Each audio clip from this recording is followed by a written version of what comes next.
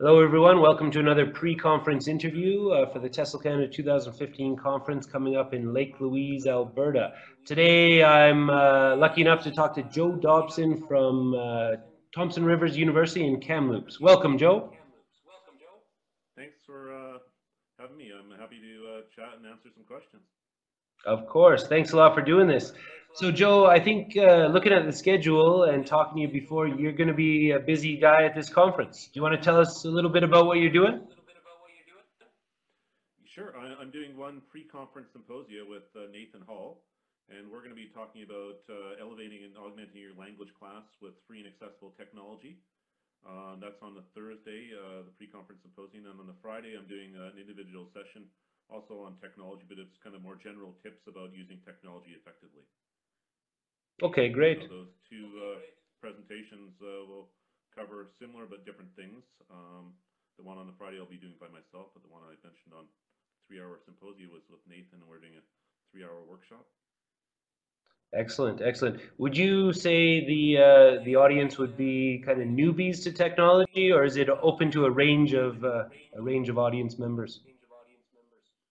Well, like any session, it's open to anybody who is interested in participating and enjoying. But the main focus is for people that are newer or maybe struggling with how to use technology effectively. The people that are really more advanced in their knowledge or training, they would gain less. But yeah, the focus is on people who want to incorporate it more and are wondering how to do that effectively and what tools are there and how they use them effectively. And things of that nature. So we'll run through a lot of examples of some specific programs or applications, and how you tie those in with the theory and then hands-on practice. So the symposium is a BYOD, bring your own device. Right, that's actually very important to tell possible attendees, right? Bring your own device for sure. And Wi-Fi is obviously there at the hotel. Great. So can you? Workshop isn't a workshop. Sorry, a workshop isn't a workshop if it's not hands-on. So this is the day of mobile computing, and so if it's a tablet, if it's a smartphone, if it's a laptop, you can access most of the same basic technologies through any of those devices, and you learn by doing. Right. No, exactly. That's great.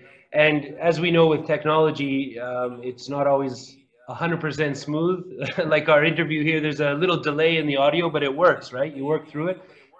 With technology, can you tell us a little bit about how you got into to this topic? What interested you in this topic? I've been interested in how educational technology can be integrated into language learning for a long time, dating back at least 15 years. And it really stems from some fundamental kind of observations that we're increasingly interconnected through these devices and the internet. People are on them, so how do you use that effectively without making people glued to the devices all the time and taking away from the interpersonal connections, but also tapping into the opportunities they provide? And so finding that balance has been one of the things that I've kind of really thought about a lot. And the other thing that continued to pique my interest is the rapid evolution of it all. What existed 5 or 10 years ago and what was available is already evolved a few generations in that short time, and we're still in the earlier years of the internet, really, if you think about it. So I think for that reason it's also just exciting to see that growth and evolution of what that will look like in the future, and how we can then incorporate that with language learners in a face-to-face environment, how we use that to extend the classroom, or how we also work with students perhaps more at a distance or in some blended format. And so there's lots of different questions that are out there that are waiting to be explored by many people. Right, and I'm sure you've been to your fair share of conferences, TESL Canada and otherwise in BC. You've probably noticed that a lot of these tech sessions have changed over the years, right?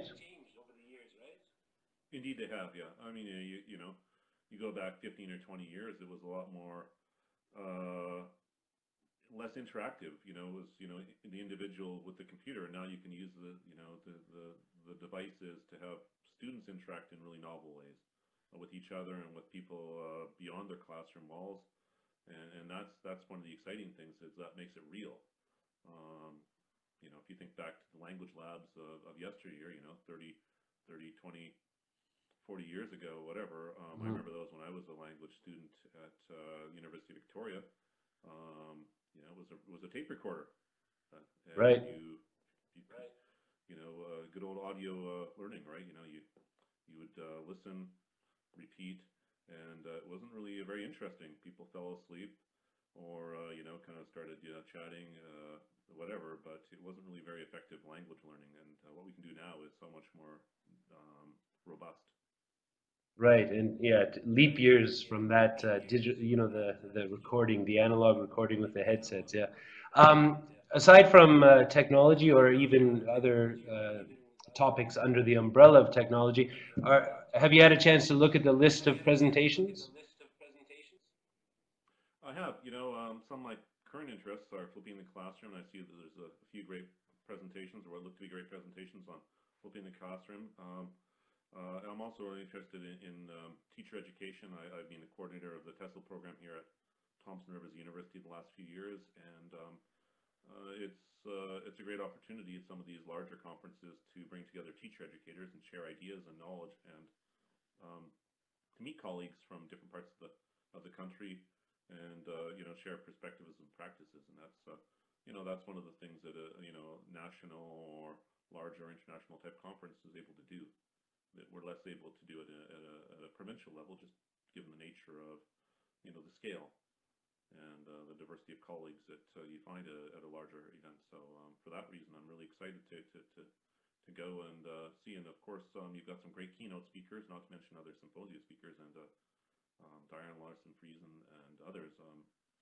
It'll be a treat to see them speak. Right, right. No, that's so true. Yes, and you've been a presenter, an attendee, a conference co-chair in the past. So hopefully you'll enjoy your time there at Lake Louise, and we'll look forward to seeing you there. I look forward to it. Thanks. Thank you so much, Joe. Talk to you later. All right, bye.